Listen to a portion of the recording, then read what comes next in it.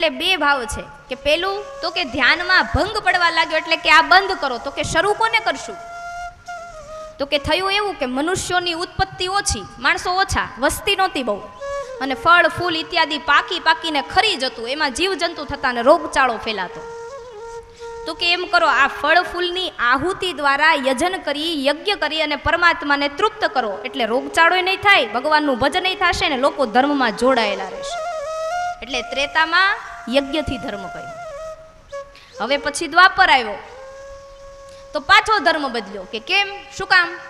રીતને બદલવામાં શું કામ આવી? તો કે હવે માણસો વધ્યા, ખાવા નહોતું મળતું, એનું યજ્ઞ કરીને હોમવું ક્યાંથી?